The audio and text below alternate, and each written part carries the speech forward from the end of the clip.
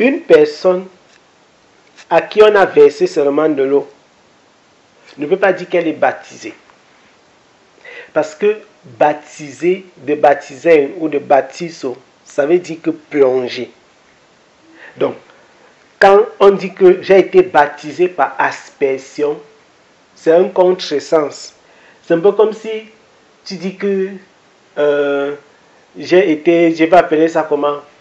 On ne peut pas être baptisé par aspersion en fait, comme les gens utilisent le mot baptême par aspersion, baptême par immersion. Non, baptême veut dire immersion, parce qu'on est baptisé d'eau, ça veut dire qu'on est immergé dans l'eau. Baptisé est synonyme d'immergé.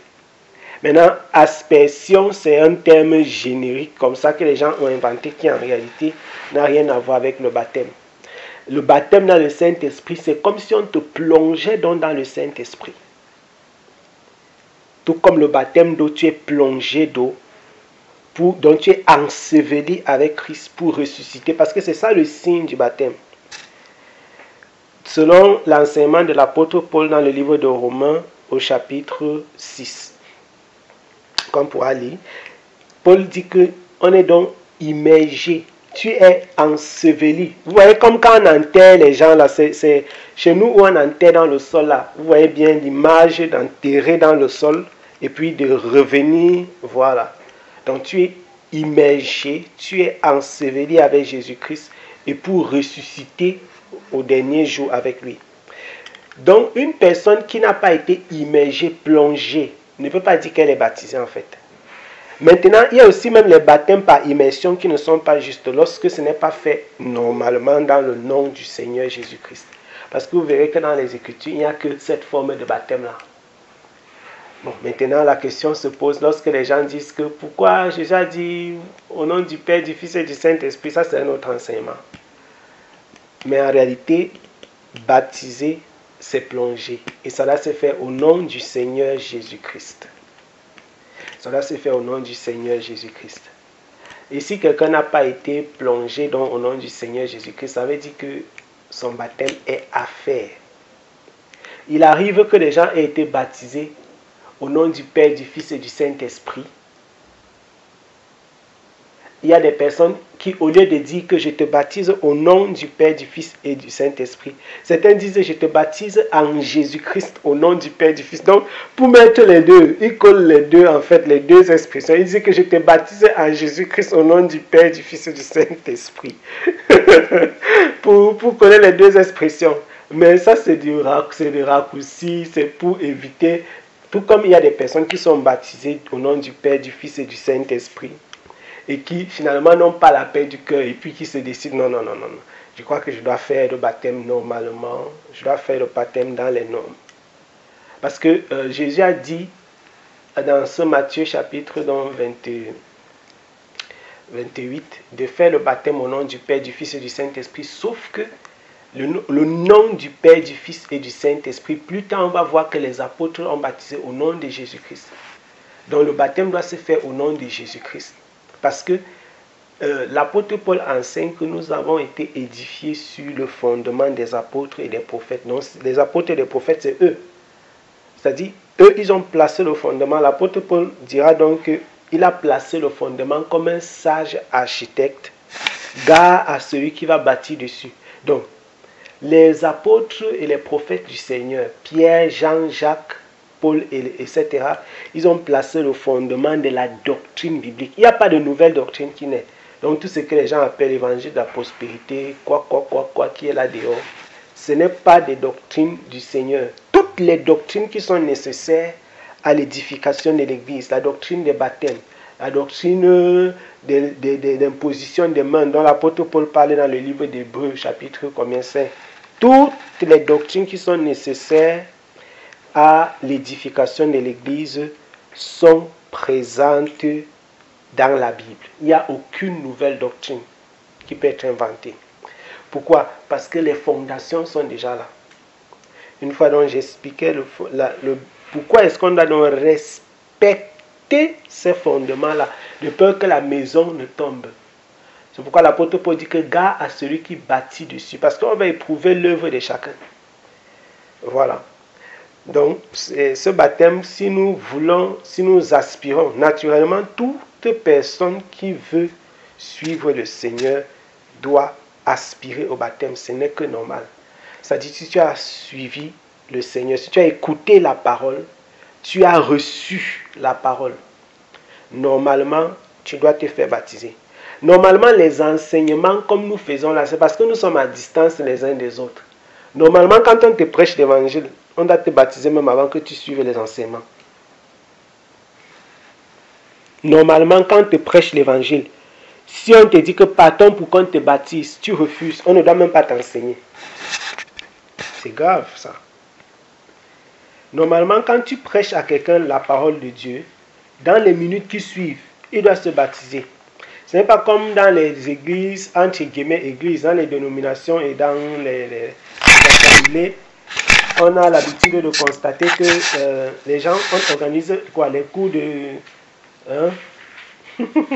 les cours de catéchisme, catéchèse, comme les catholiques appellent, les protestants disent catéchisme.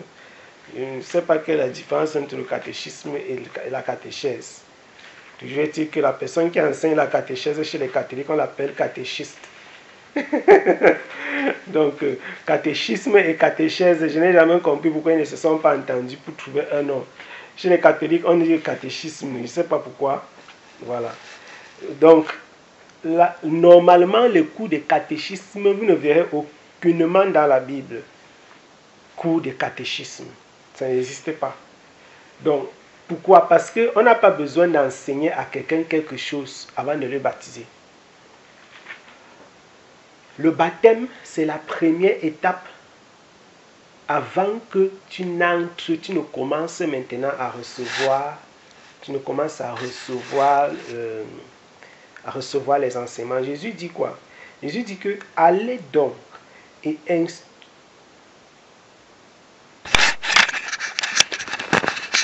la sœur apparemment tu as parlé. Tu dis? Ah, ok. Ok, tu dis on doit être baptisé à quel âge? Ça, c'est une très bonne question.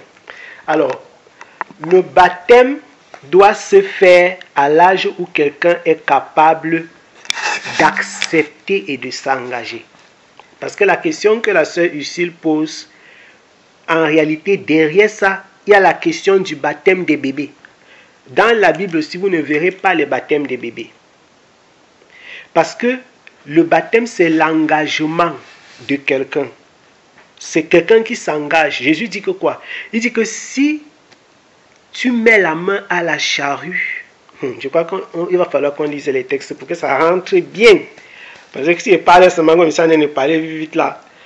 Jésus dit que si tu mets la main à la charrue et que tu regardes en arrière, c'est que tu n'es pas digne. Or, on sait qu'un bébé ne peut pas mettre la main à la charrue. Donc, tu ne peux pas te tourner vers le Seigneur et toi-même tu te tues. Non, non, non. Donc, c'est chaque personne. Oui. Frère Gaël. Oui. Je peux te poser une question. Oui. Où tu es là, où tu as des enfants. Voilà. Pendant que tu pries, oui. Tu participes avec toi dans la prière. Effectivement. Pourquoi? Parce qu'ils sont tes enfants. Alors, voici ce que le Seigneur déclare. Dieu... Parce qu'ils sont tes enfants. Oui. Parce qu'ils sont mes enfants. Dis que tu leur enseignes déjà la parole, non? Tu les enseignes, effectivement.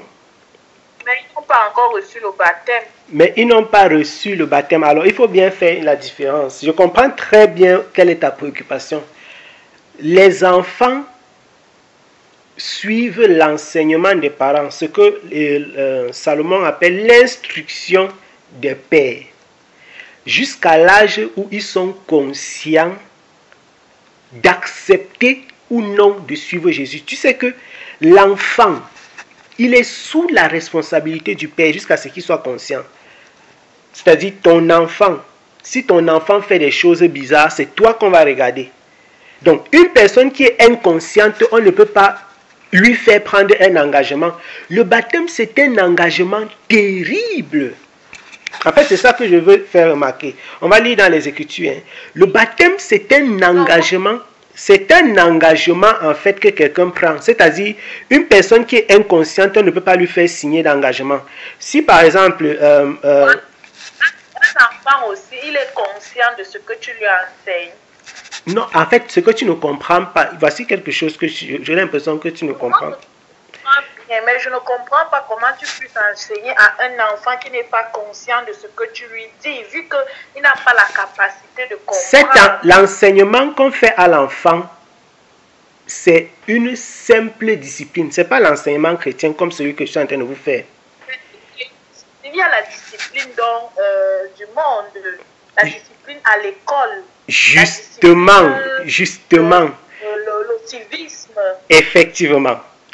Le chrétien a pour devoir d'éduquer ses enfants, d'instruire ses enfants sur la voie du Seigneur, de discipliner ses enfants sur la voie du Seigneur.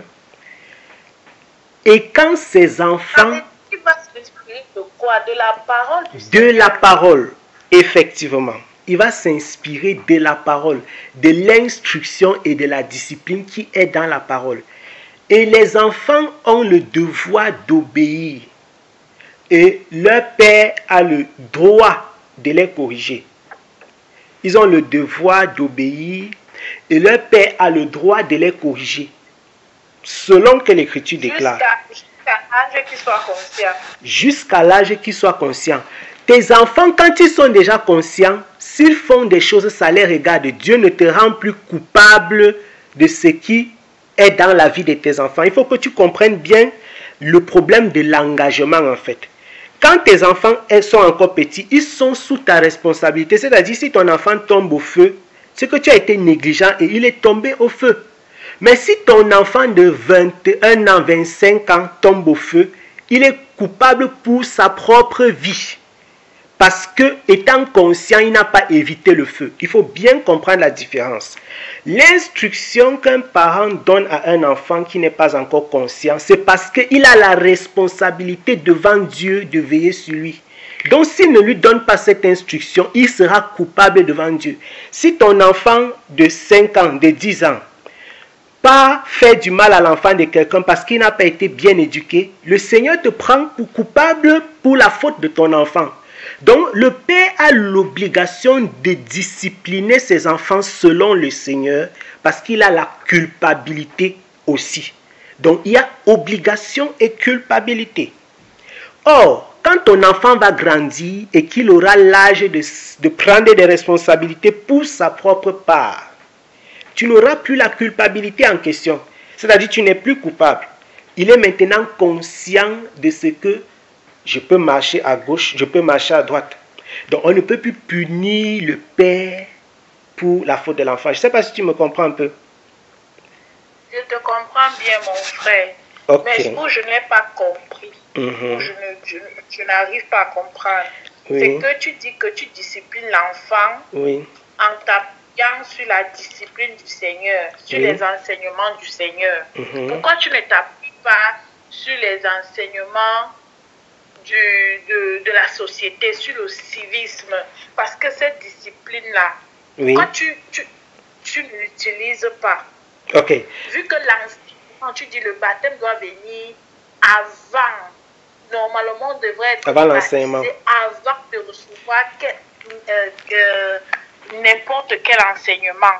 Tu as dit. Regarde, je crois que nous allons lire d'abord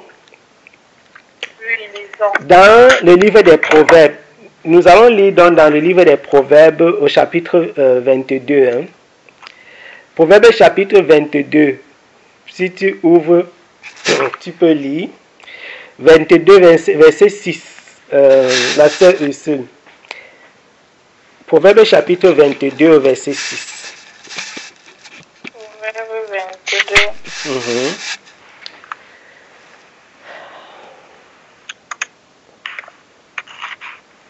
Verset 6. Ok, tu peux lire.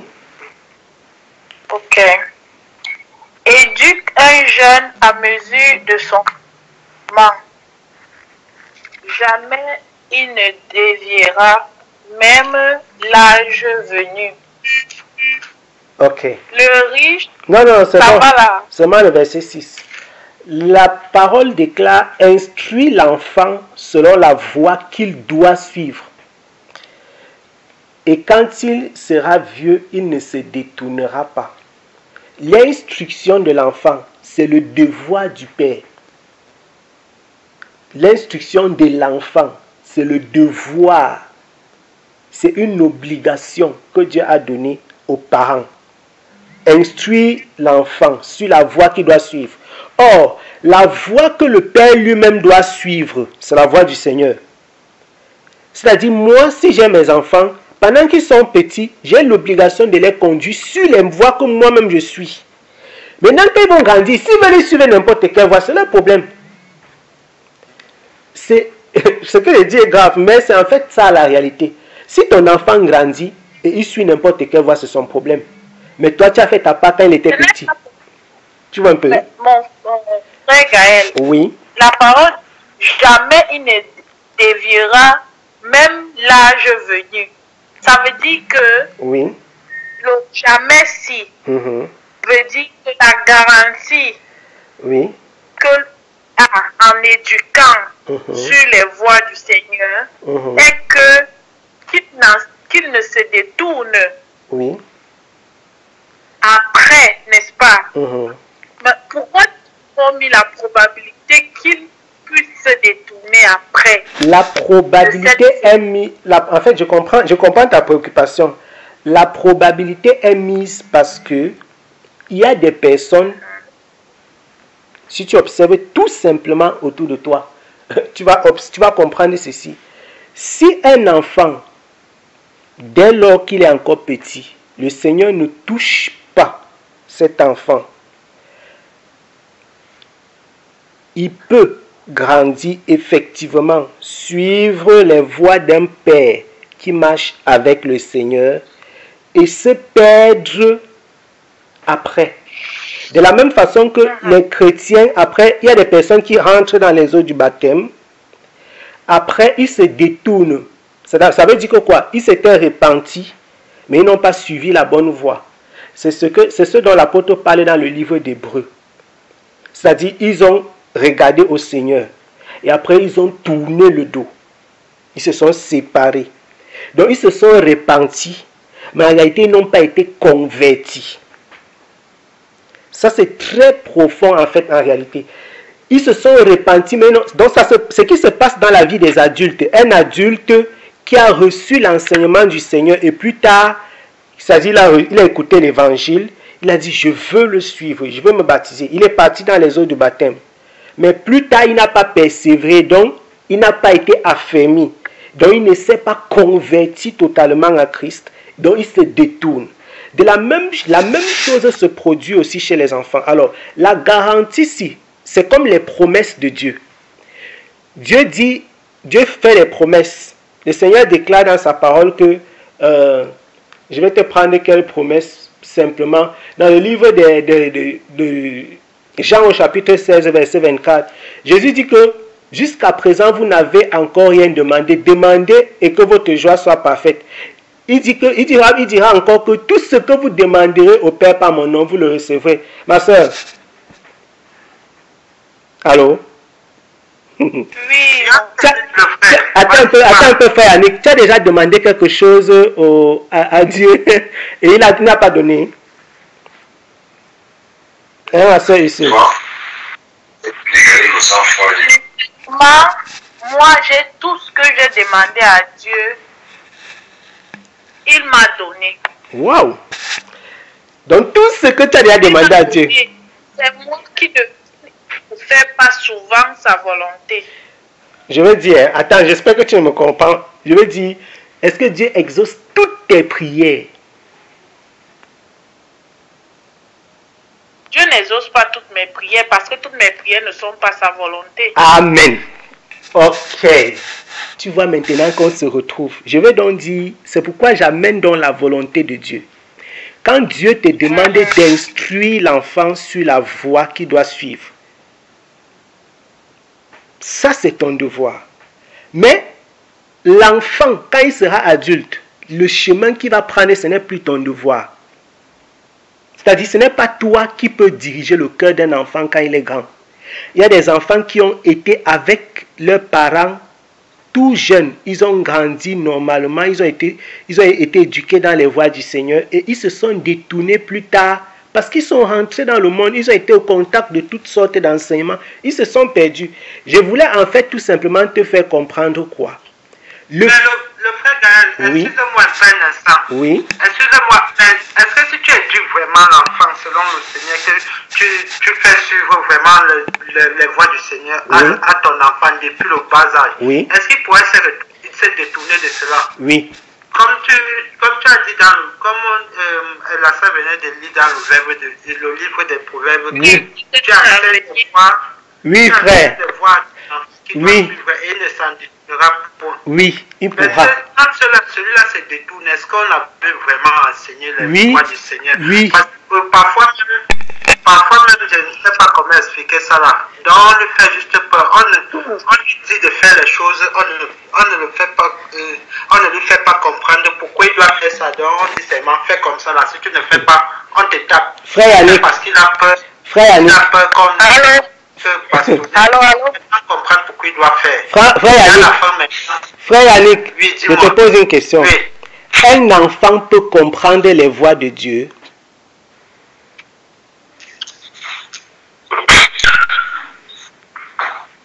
Je peux aussi répondre. Tu m'as écouté, frère Yannick? Je pose que non. Moi, je dis oui. De quelle façon? Si c'est la volonté de Dieu, il peut. Voilà, la question, non, je sais où est-ce qu'on est en train de partir. La question c'est comment un enfant va comprendre. Quand je dis comprendre, je vais dire comprendre.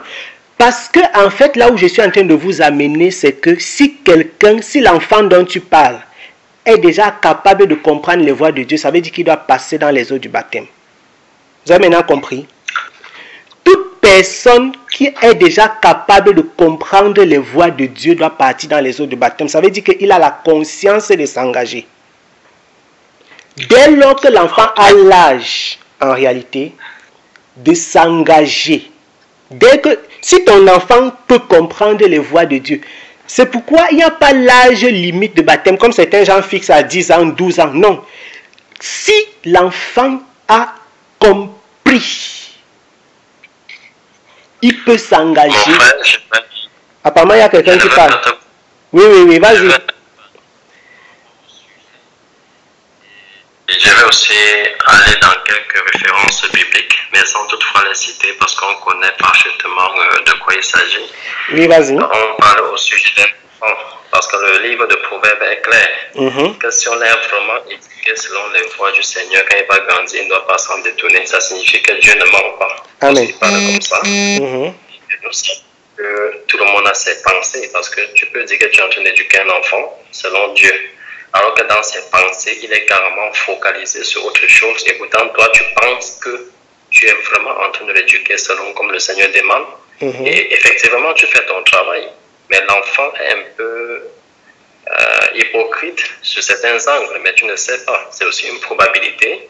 Ça signifie qu'à l'heure là, la faute vient de l'enfant. Quelque part. Parce que je ne pense pas que Dieu manque lorsqu'il dit que quand il sera réveillé, il va s'en détourner. Prenons l'exemple de Jean-Baptiste. Il était enfant et je suis sûr que ses parents étaient des hommes de Dieu. Et ses parents faisaient vraiment ce que Dieu demandait tout le temps, malgré du fait qu'ils n'avaient pas des enfants. Même dans leur vieux âge, ils ne se sont jamais détournés de Dieu. Et ça montre donc que ce sont des parents modèles. Preuve en est que lorsqu'ils ont eu leurs enfants quand ils étaient vieux, ils ont tellement rendu grâce à Dieu. Ils l'ont donc appelé plus tard Jean-Baptiste comme le Saint-Esprit, comme l'ange avait dit. Et nous voyons que quand Jean-Baptiste a vraiment pris de l'âge, il ne s'est pas détourné du voie du Seigneur, ce qui vient confirmer le livre de Proverbes. Et je ne devrais pas prendre le voie du Seigneur Jésus parce que vous allez dire que bon, c'était le Seigneur. Parce que lui, il s'est baptisé quand il avait 30 ans. Donc voilà un peu mon intervention par rapport à ce sujet. En fait, je crois que nous oublions un aspect ici. C'est l'aspect de la souveraineté de Dieu. L'instruction qu'un père donne à son enfant. Alors, vous connaissez un proverbe, parce que là, je crois qu'il faut au-delà de l'écriture, voir dans la réalité des faits. Vous connaissez un proverbe africain, je vais prendre dans le monde pour essayer de caricaturer ce que je veux dire, qui dit que tu accouches l'enfant, tu n'accouches pas son cœur. Vous connaissez ce proverbe? Attendez que j'y vais doucement, doucement. Vous connaissez un proverbe africain qui dit que tu accouches l'enfant, tu n'accouches pas son cœur, n'est-ce pas? Oui. Ok, voilà, allons-y tout doucement. Est-ce que vous savez qu'il y a des parents chrétiens qui de tout leur plaisir, de tous leurs jeûnes et de toutes leurs prières, ils font tous leurs efforts et les enfants ne les écoutent pas? Vous savez aussi ça, non? Oui. Ou bien vous voulez me dire que tous les enfants qui... Attendez, vous voulez dire que tous les enfants qui sont perdus, c'est la faute des parents?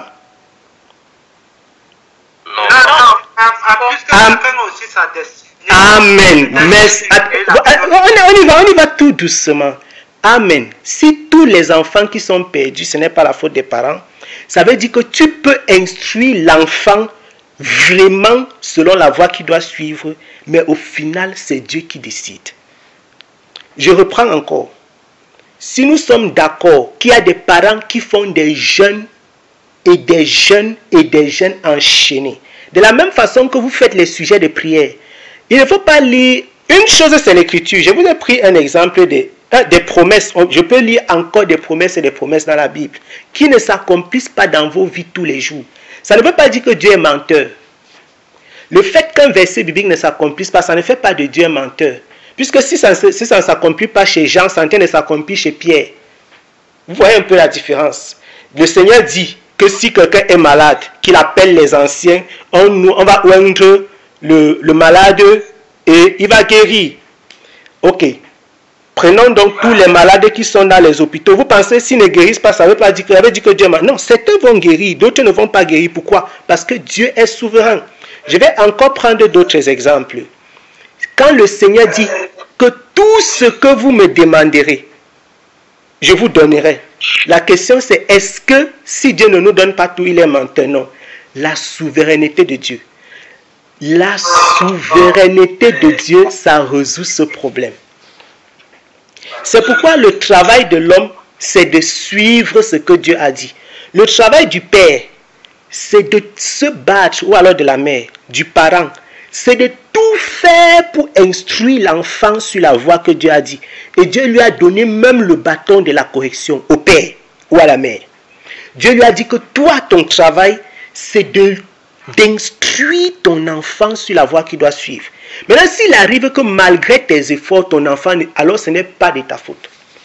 Parce que je peux vous dire qu'il y a des exemples que j'en connais, même parmi des bien-aimés.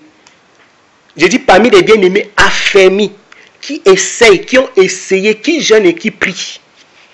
Mais l'enfant dit niet. Maintenant, mes bien-aimés. Un exemple dans la Bible, non, le frère Gaël. Je ne me rappelle pas du passage. Les deux enfants du prophète, c'était lequel prophète là? Eux, ils étaient même déjà adultes, frère. Eux, ils étaient déjà adultes. C'est pas Samuel. Les deux enfants d'Élie. Oui, oui.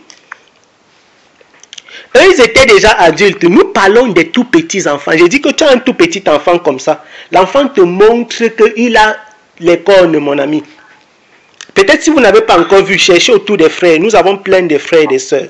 Je crois de même aussi que l'éducation d'un enfant ne dépend pas seulement des parents. Amen. Ça dépend de son âge et même de l'école, de la société en entière. Exactement. Nous tombons d'accord sur le fait que l'instruction de l'enfant, c'est même au-delà de la volonté des parents.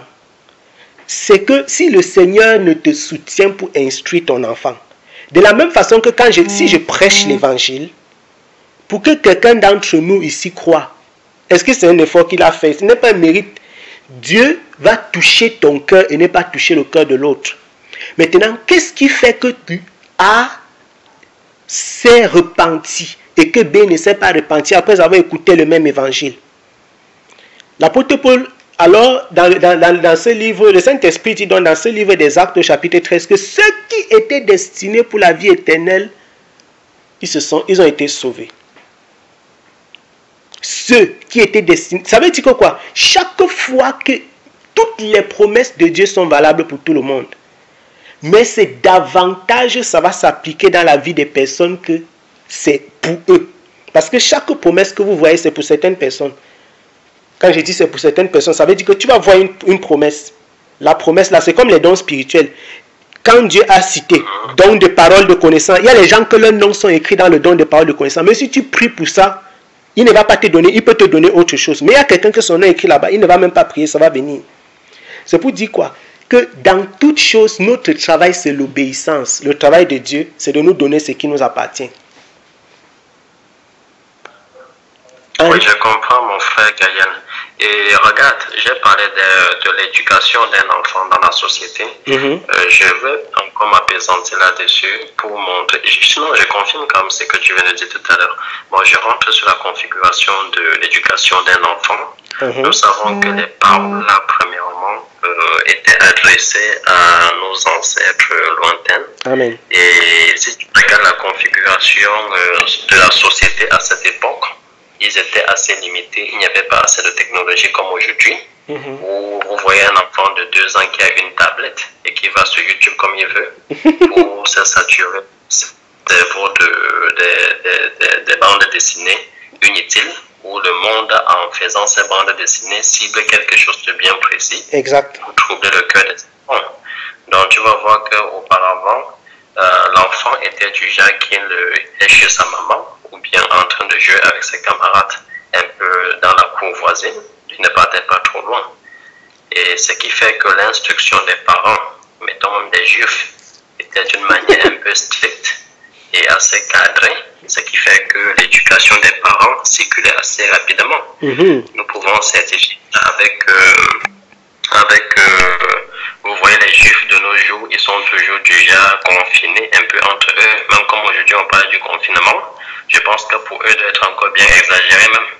Donc ce qui favorisait l'éducation des enfants sur les toits du chemin, les voies du Seigneur. Donc si on prend la structure du passé et la structure d'aujourd'hui, on comprend vraiment qu'aujourd'hui nous sommes vraiment loin, un peu loin de pouvoir canaliser un enfant aujourd'hui jusqu'à dire que nous allons l'éduquer selon les voies du Seigneur. Et quand il sera grand, il ne doit pas s'en détonner. Je veux juste te dire que les chances sont vraiment minimes. Mais c'est le Seigneur, comme tu dis, qui décide véritablement à quel moment et à quel niveau il va toucher le cœur de telle ou telle autre personne pour qu'il puisse continuer sur les voies de ses parents, en fait. Exactement. Exactement, c'est ce que je disais donc plus haut. Je disais, de la même façon, ce que tu as dit, qui est valable pour notre temps aujourd'hui, est valable même pour le temps des prophètes, c'est-à-dire au temps d'Abraham. Je suis convaincu qu'au temps d'Abraham, il y avait les enfants que tu dis que monte, il dit que je vais descendre. Je veux dire, même sans les réseaux sociaux, de la même façon, vous voyez un peu comme nous avons l'église aujourd'hui. L'église est pleine de faux enseignements, de faux prophètes, de faux pasteurs, de faux évangélistes. Au temps de Paul, il y avait aussi tout ça. Mais je veux dire, ce n'était pas aussi grave que maintenant. Donc, de la même façon que c'était... D'ailleurs, le sage dit que quoi? Qu'il n'y a rien de nouveau sous le soleil. Donc, les choses qui sont accentuées maintenant sont des choses qui ont existé. Il dit que ce qui est a été. Et ce qui sera a déjà aussi été. Donc, en réalité, qu'est-ce que je veux par là dire? Je veux dire que même quand Dieu a donné la parole-ci, quand le Saint-Esprit a donné ça dans la main de Salomon, il a écrit, il y avait des enfants que, pendant que Salomon est en train de rédiger ça, il y a des enfants que même si tu fais n'importe comment, il ne peut pas te suivre. Parce que son cœur est penché, mon frère. Donc, ça ne fait pas de notre Dieu un Dieu menteur. Absolument pas. Ça fait de notre Dieu un Dieu souverain. Mais le travail d'un parent, c'est quoi? C'est qu'il doit faire ce que Dieu lui a demandé de faire. Dieu t'a dit, instruis l'enfant sur la voie qu'il doit suivre. Ok, est-ce que tu es en train de le faire? Oui. L'enfant n'a pas suivi la voie. Tu as fait ta part. C'est un peu comme... Oui, ça c'est... C'est très important. C'est un peu comme l'honnêteté. C'est-à-dire, si on a dit, tu sais que non, celui-ci, c'est un gars malhonnête. Mais comme nous devons gérer un fonds ensemble, moi je ne vais pas être malhonnête parce que je sais qu'il sera malhonnête aussi. Je gère, je lui rends compte. Et c'est son problème s'il prend après, il dilapide. Voilà. Tu sais que moi j'ai mon compte à rendre au Seigneur et lui il aura son compte à rendre. C'est d'ailleurs pourquoi dans ce livre d'Apocalypse, la Bible déclare que j'ai vu les corps. Jean dit qu'il a vu les corps. Il a vu les grands et les petits. Parce qu'il y a un débat sur les personnes qui disent est-ce que les enfants peuvent battre ces choses? Bien sûr. Bien sûr. C'est-à-dire, il y a des enfants qui peuvent se perdre. Parce que ce n'est pas tous les enfants qui meurent, qui sont sauvés, jamais. Ce n'est pas tous les enfants qui meurent, qui sont sauvés, comme certains disent, comme la majorité des catholiques, parce que même entre eux, ils sont divisés. Qui disaient que non, tous les enfants qui meurent partent au paradis. Jamais. Il n'y a aucun verset biblique qui dit ça. Au contraire, quand même, la Bible déclare dans ce livre d'Apocalypse qu'il a vu monter les grands et les petits. J'aime, c'est écrit là-bas, et les petits. Donc, et aussi la Bible dit qu'on est né pécheur. Mais bien sûr, de la même façon dont certains de ces enfants qui naissent et qui meurent vont partir dans son séjour de façon souveraine. Dieu le fait. De façon souveraine, le Seigneur le fait. C'est pourquoi... Bon, moi je suis au niveau de l'enseignement avant le baptême.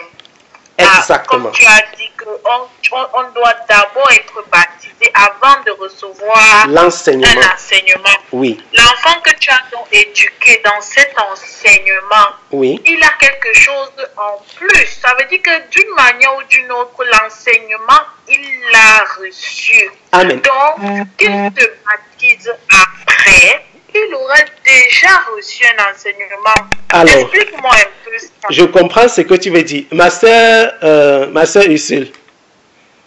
Oui, mon frère Gaël. Est-ce que tu penses que, par exemple, je vais prendre un exemple, je vais prendre les exemples du monde bizarre. Tu penses que, par exemple, l'enfant d'Emmanuel Macron a un avantage sur le plan social par rapport au Français lambda? Et ma soeur Ursule? Plan social, on peut dire oui. Amen. Ça veut dire que l'enfant du chrétien a un avantage sur le plan spirituel. Parce que Dieu a voulu qu'il naisse dans la maison d'un chrétien. Je reprends encore. De la même façon qu'il y a quelqu'un qui est né, son père était un marabout, sorcier, vampire. Il y a aussi l'autre qui est né, Dieu a voulu que son père soit un chrétien. Celui que Dieu a voulu que son père soit un chrétien là, ça passe, c'est que non, son père va le chicoter pour qu'il marche comme les chrétiens doivent marcher. L'autre, son père dit que fais comme tu veux, son père va même lui donner les fétiches. Donc, quand Dieu a fait naître Brenda Bia dans la maison de Paul Bia pour que son père soit riche, il m'a fait naître là-bas dans le champ. Je ne sais pas si tu comprends un peu ce que je veux dire. De la même façon que Dieu a choisi nos parents, ce qu'ils sont, il a choisi aussi que celui-ci naît chez les chrétiens, celui-ci naît chez les païens. Donc, là-bas, c'est une question de comment tu es venu. Si tu es venu chez les chrétiens, on va te dresser comme on doit dresser les enfants des chrétiens.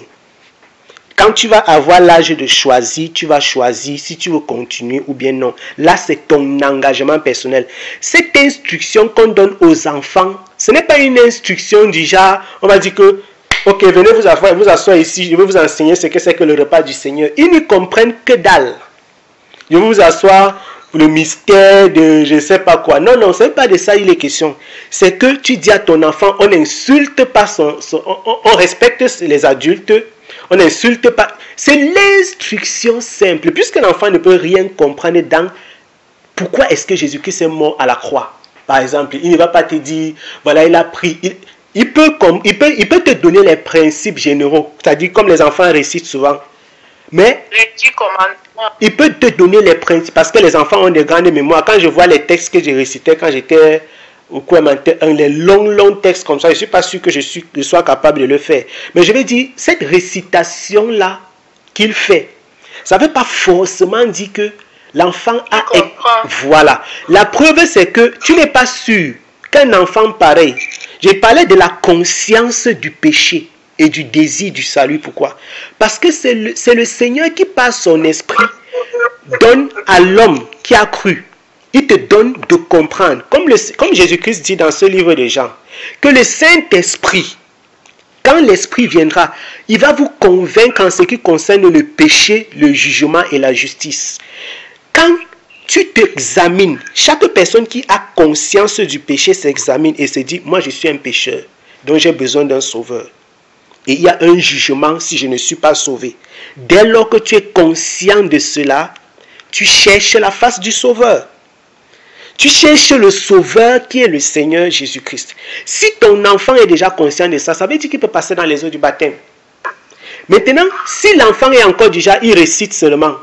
Ça veut dire qu'il ne connaît pas. La preuve, ton enfant qui est chrétien, qui est enfant de Dieu, s'il y a la persécution des chrétiens, ne sois pas surpris qu'il soit le premier à dire que vous parlez de quel Jésus. Puisqu'on ne peut pas persécuter l'enfance, il n'a pas la conscience du salut. Et c'est pas si tu comprends un peu la sœur ici. Frère Gaël. Oui. Frère Gaël. Oui. N'oublie pas de même, tu as parlé tout à l'heure que Dieu, il est souverain. Amen. Il a des plans, des pensées que nous ignorons. Amen. Parce que je me souviens de l'enfant Jérémie. Tu connais bien comment ça s'est passé son enfance. Oui. Oui, Jérémie, je ne connais pas bien l'histoire, mais je sais quand même qu'il y a une partie de son histoire qui dit que quand il était petit, il y a le Seigneur déjà qui l'interpellait d'aller parler à son peuple. Il ne faisait que dire au Seigneur qu'il est encore enfant. Mais le Seigneur lui fait savoir qu'en effet, en réalité, tu n'es pas... Je suis déjà frère, donc... voilà. Je ne sais pas si tu vois un peu. Je comprends exactement. Et je suis même très d'accord en fait. C'est pourquoi tout à l'heure, tu t'es rendu compte dans le détail, quand je parlais, j'ai dit qu'il n'y a pas l'âge du baptême. Je ne sais pas si tu vois un peu. C'est pourquoi j'ai donné le détail, il n'y a pas d'âge.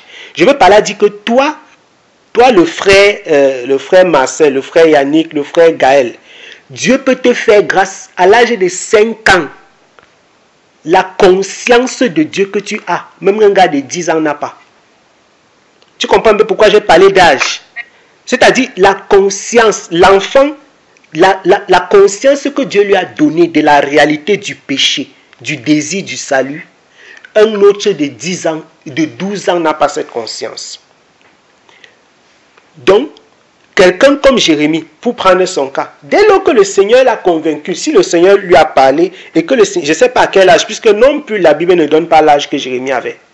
Nous devons, si on reste carré sur les Écritures, dès lors qu'un enfant est convaincu, c'est ce que j'étais en train de dire, dès lors qu'un enfant est convaincu, même s'il a 6 ans, on peut le baptiser. Parce que lui, il est déjà... Le fait d'appeler quelqu'un enfant, ça ne veut pas dire qu'il ne peut pas croire. C'est tout simplement par rapport à son âge. Mais spirituel. Voilà. Tu dis? Oui, c'est par rapport à la maturité spirituelle que tu es en train de montrer. Exactement. Jean-Baptiste a été baptisé à quel âge? Ça veut dire que cette maturité spirituelle, il l'a obtenue à un âge un peu... Jean-Baptiste, en réalité, a été présenté au temple. Ce dont je suis en train de parler, de mettre ensemble, en fait, de faire un parallèle et une séparation en même temps entre l'âge physique d'une personne, son apparence, et oui. Au temple, alors veut dire quoi? Parce que c'est lui qui baptise Jésus. Exactement. Alors, il y a beaucoup de choses à la fois. La sœur Ursule, tu vois, je vais prendre un truc simple de la vie. Quand les Juifs avaient leurs enfants, je vais expliquer comme ça de façon, quand les Israélites, parce que c'est pas ça, voilà, quand ils avaient leurs enfants, ils le présentaient. À plus forte raison, l'enfant d'un sacrificateur. Ils le présentaient, on donnait le nom. C'est-à-dire, c'était comme je vais prendre une image que tu connais, le voir bébé. Tu vois comment on dit souvent quand on est venu voir l'enfant. L'enfant là s'appelle comment? Tu dis? On a aussi présenté Jésus. Exactement. Oui. Je vais donc dire que quoi? J'ai l'impression qu'il y a un retard. Non, cela c'est c'est différent. Voilà, effectivement. La présentation de l'enfant au temple, ce n'est même pas une doctrine pour l'Église. Je veux dire, il n'y a aucune obligation. Et en fait, la sœur Ursule, ça c'est quelque chose que les Juifs faisaient et que tu n'es pas toi obligé, la sœur Ursule, toi tu n'es pas obligé de le faire. Or, le baptême, c'est une instruction de Jésus-Christ dans Marc chapitre 16. La présentation qu'il faisait au temple là, c'est quelque chose que les Israélites faisaient, mais que toi, tu n'es pas. De la même façon qu'en dehors de la présentation, ils faisaient beaucoup d'autres choses. On venait avec les tourterelles, pour ceux qui ne sont pas riches, comme les parents de Jésus n'étaient pas riches, ils apportaient une offrande. La même présentation qu'ils ont fait avec Jésus, on a fait ça avec Jean-Baptiste. Donc, quand ils venaient là, donc, on faisait la présentation de l'enfant, on donnait son nom. Et si c'est un garçon au 8e jour, ce 8e jour-là, on fait la circoncision. Selon l'ordre que Dieu avait donné à Abraham, leur ancêtre.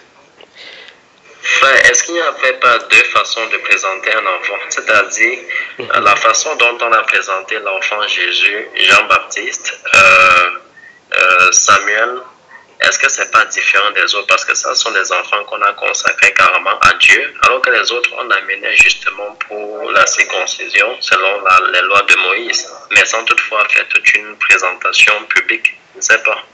Non, on présentait les enfants, ces enfants étaient présentés, les enfants mâles étaient présentés de la même façon. Maintenant, ce qu'il faut voir, est-ce que c'est un enfant... Apparemment, quelqu'un est en train de parler. Ok. J'ai cru que quelqu'un parlait. J'étais en train de dire que ce qu'il faut voir, il faut déjà savoir qu'en Israël, ils avaient plein de lois. Et l'une d'entre elles, le Seigneur avait déclaré que les enfants premiers ne lui appartenaient. Donc, j'ai parlé des garçons premiers-nés. Donc, entre autres, ils étaient... j'ai l'impression que... c'est la sœur qui parlait. Ok, donc, Jésus-Christ et Jean-Baptiste déjà étaient premiers-nés. Dans le cas de Samuel dont tu as parlé, il a été consacré. Tu sais que dans le cas de Samuel, c'était on appelle ça comment?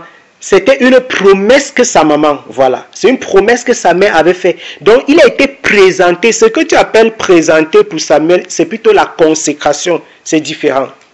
Pour Samuel, sa mère a attendu qu'il soit... Je vais ranger Samuel sur la consécration, mais je voulais dire présenter les autres enfants qu'on ne consacrait pas à Dieu, en fait. C'est pour ça que j'ai utilisé les deux thèmes là.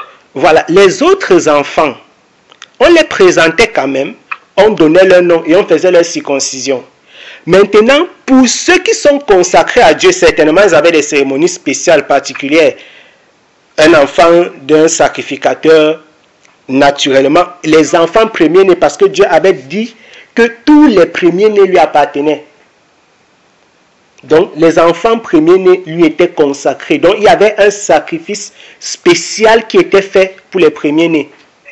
Si tu rentres lire dans le livre des Nombres, c'est d'ailleurs pourquoi le Seigneur va demander au peuple d'Israël de compter les premiers-nés, de compter les Lévites. Quand on a compté là-bas, on a dit qu'ils sont 22 273, si j'ai bonne mémoire du chiffre. Dieu va dire que, ok, comptez-moi les premiers-nés, et vous, comme les Lévites sont, comme ils sont 22 200, on va maintenant faire la soustraction. 22 000 moins 22 273 moins, Dieu va dire que les 273 du dessus là, on va faire le rachat. Je veux pas là dire quoi, que depuis le départ, Dieu a choisi les fils, les premiers-nés. Depuis le départ, Dieu a choisi les premiers-nés. Et donc, les enfants premiers-nés, leurs parents faisaient un autre, je vais dire quoi, un acte de plus. Voilà. Pensez-vous donc que de nos jours, nous aussi, on peut consacrer nos enfants à Dieu?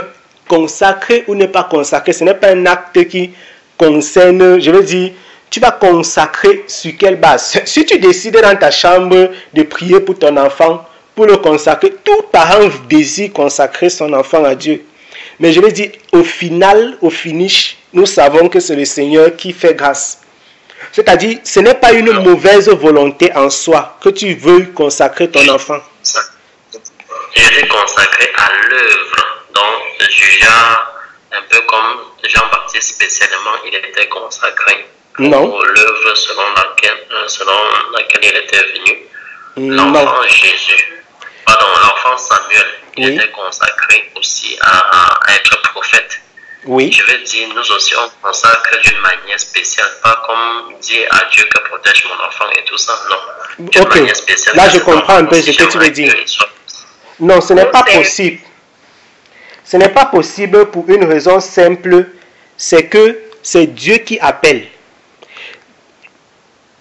Ici, dans notre dispensation, c'est Dieu qui appelle. C'est-à-dire, si quelqu'un est ouvrier avec Dieu, ça veut dire qu'il a été appelé pour marcher avec le Seigneur. En Israël, comment elle s'appelle là? La maman de gars, comment ça m'échappe? La maman de Samuel, quand elle part, quand Anne part pour présenter Samuel, d'ailleurs, si tu pars regarder, elle ne présentait pas Samuel en tant que n'importe qui.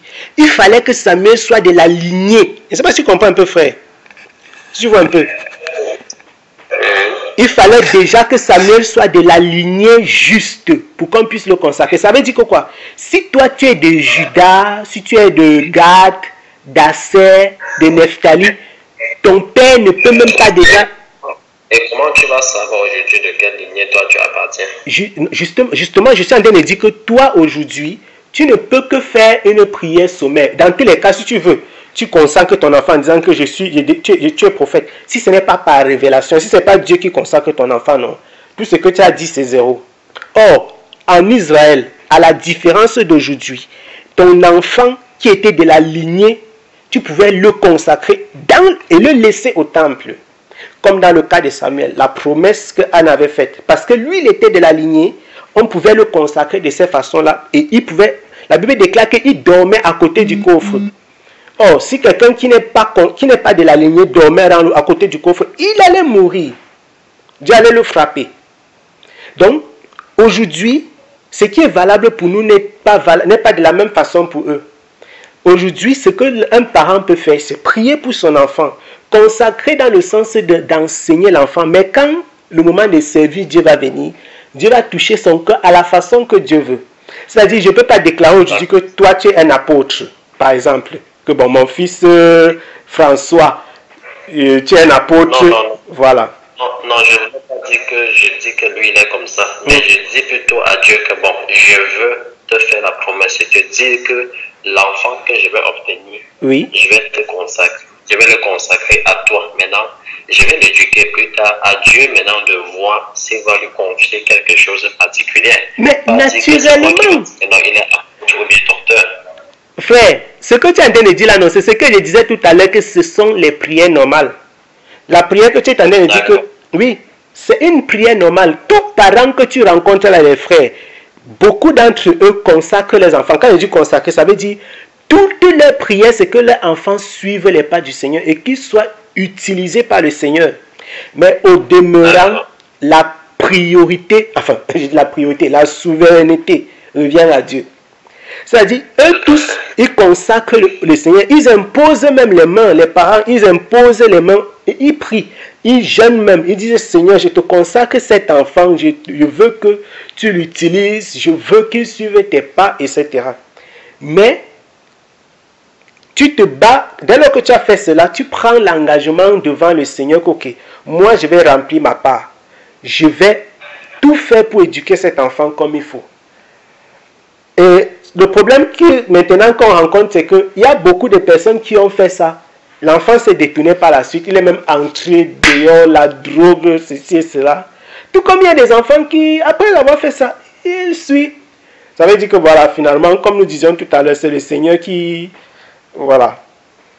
C'est le Seigneur qui décide quoi. Oui, c'est le Seigneur. Amen. Mon frère Gaël. Guarda, un sonno e andrei a letto e poi c'è questo bambino qua che non mi lascia in pace. La sœur est déjà en train de partir. J'espère au moins qu'on a résolu le problème de la sœur, qui était celui de savoir sur le baptême, sur l'enseignement. On va revenir sur le baptême là. On va revenir sur le... Oui, on doit revenir sur ça. Oui, on va revenir sur le baptême. Mais... On doit revenir parce que je dois comprendre aussi. Oui, oui. J'ai mon enfant ici que... Je dis souvent que Dieu m'aide. Parce que le confinement va faire comprendre beaucoup de choses. Toi, tu es une chrétienne, ma soeur merveille. Ça veut dire qu'à un moment donné, toi-même tu sauras le degré de la maturité spirituelle de ton enfant. Ou bien même le Seigneur lui-même pourra t'inspirer, te dire quelque chose. Et à ce moment-là, tu pourras prendre des décisions de le baptiser. Ou alors, en réalité, si ton enfant... La sœur Ursule, justement, c'est ça que j'étais en train de dire au frère. À la réalité, frère, si l'enfant a l'âge de se baptiser, il émet même le désir. C'est-à-dire, si un enfant a déjà connu ce que c'est que le baptême et qu'il a compris, il va émettre le désir de se baptiser. Il n'y a pas de... L'enfant doit normalement, si quelqu'un a connu, quelqu'un comme on a dit tout à l'heure, quelqu'un comme Samuel, qui écoute déjà les prophéties et qui connaît déjà le Seigneur d'une certaine façon, cet enfant n'est plus un enfant normal, c'est-à-dire il a la conscience de Dieu et du péché. Quelqu'un à qui Dieu a déjà parlé, Dieu a déjà utilisé cet enfant pour dire... L'enfant a déjà utilisé cet enfant pour faire un certain nombre de choses. S'il a la conscience du péché et il sait ce que ça veut dire désirer le salut, alors il peut demander à se faire baptiser. Mais il faut vraiment que ce soit une demande qui soit réelle. C'est pourquoi les parents, enfin, ça s'observe. Ça s'observe. La Coucou a dit qu'il peut demander par imitation. Ça, c'est une chose. L'enfant peut demander par imitation, mais il y a aussi les chrétiens qui demandent par imitation. C'est pourquoi il faut voir si cet enfant véritablement a le désir. Je ne suis pas allé de parler d'un enfant de 2 ans. Je suis de parler d'un enfant qui a démontré un certain engagement, une certaine compréhension de la réalité de Dieu. Donc, si l'enfant démontre effectivement qu'il connaît et qu'il comprend certaines choses, et qu'il désire passer par les eaux du baptême, ok. Mais une fois de plus, on ne parle pas des enfants de la maternelle. Bonne nuit, la sœur Ursule. Bonne nuit, Dieu bénisse. On reviendra sur le sujet du baptême.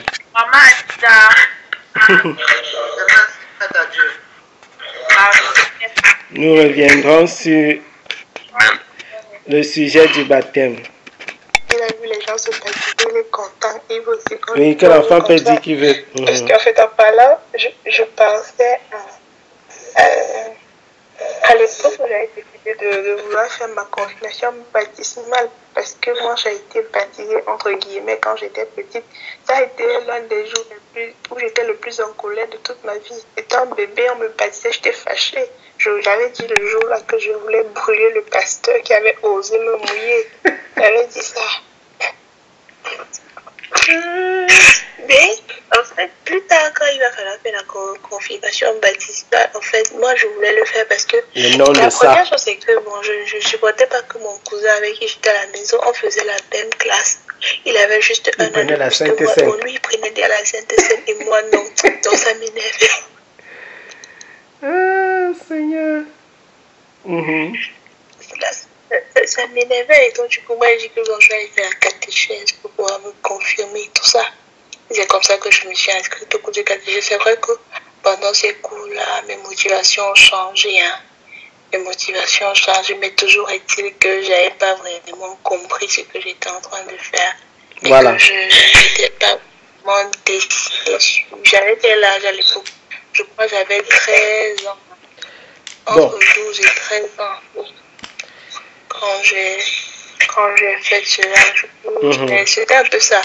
Et l'autre chose aussi par rapport au baptême des enfants, de la maturité, moi je me dis aussi que parfois aussi un enfant, si par exemple je suis avec mon enfant à la maison et qu'il reçoit le baptême, il reçoit le baptême du Saint-Esprit, moi je crois que c'est aussi l'approbation pour que je puisse le baptiser. Oui, c'est possible. Oui, bon, si l'enfant a reçu le baptême dans le Saint-Esprit, Pourquoi est-ce qu'on va refuser l'eau à quelqu'un qui a reçu le baptême du Saint-Esprit? C'est la question que Pierre a posée. Si un enfant a le baptême du Saint-Esprit, automatiquement, il va passer par l'eau. Oui. Apparemment, la coucou, sa connexion est encore partie. Il y a des enfants qui se baptisent par désir parce qu'ils veulent qu'on fasse aussi la fête chez eux. Effectivement, il y a des enfants qui... C'est ça même. Il y a des enfants qui se baptisent par désir. Et en fait, j'étais en train de dire justement que c'est pourquoi les parents doivent connaître leurs enfants. En réalité, si tu as ton enfant de 12 ans qui connaît le Seigneur, tu es capable de savoir que non, l'enfant de 12 ans s'y connaît le Seigneur. Mais celui-ci, il fait seulement la flagonnerie. De la même façon qu'il y a les chrétiens de 25 ans qui disaient qu'ils ont accepté Jésus-Christ, que non Seigneur, je t'accepte dans mon cœur, mais c'est le mensonge. Il dit aussi seulement parce que on a déjà trop dit que tu n'étais pas baptisé. Donc en réalité, c'est quelque chose d'assez complexe. C'est vrai que pour les enfants, le parent est capable de détecter. Pour les adultes, c'est encore plus grave. C'est-à-dire, tu regardes quelqu'un qui dit que bon, je veux me baptiser. Bon, étant donné que c'est un engagement volontaire, pourquoi tu vas refuser de le baptiser? Si il s'engage, on va lui demander, est-ce que tu es sûr, tu es convaincu que c'est ce que tu veux? Est-ce que tu sais ce que ça signifie? S'il dit oui, et qu'en réalité, ce n'est pas vrai. Je ne sais pas si tu vois un peu, frère. Tu vois un peu. Enfin, je vois parfaitement. Voilà. Mais tu as dit quelque chose d'intéressant là, que les parents vont connaître l'enfant. Et ça, c'est aussi vrai. Parce que les parents peuvent connaître l'entourage de leur enfant. Oui. Et savoir qui sont ceux avec qui l'enfant marche. Exact. Et à travers ça, les parents peuvent un peu essayer d'étudier statistiquement que est-ce que l'enfant du voisin est déjà baptisé pour voir si ce n'est pas ce genre de désir qui a pris naissance dans le cœur de leur enfant. Exactement. Histoire d'imiter les autres ou bien tout ça, pour voir si c'est un désir réel. Oui, oui. Est-ce que c'est une imitation? Si tenir compte de ça. Effectivement, effectivement. Si l'enfant ne va pas seulement dire je veux me baptiser, et on va lui dire que ok, tu vas te baptiser et tout. Et donc, déjà, moi je crois qu'un enfant qui a grandi dans quand je dis dans un environnement chrétien qui sait que le baptême chrétien, ce n'est pas la fête. C'est-à-dire lui-même, il sait déjà que depuis qu'il a grandi là, ses parents, le baptême ne fait pas la fête.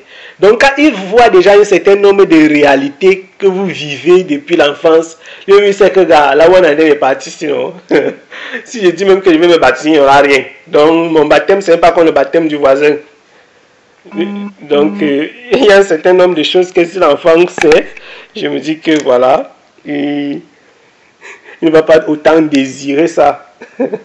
Il va comprendre que voilà, c'est un engagement qui est lourd. Donc je ne dois pas blaguer avec cette affaire. Voilà. Donc, bon. Au final c'est ça. Hein. C'est ça. C'est une question vraiment très intéressante en tout cas. Très intéressante à élucider, à examiner.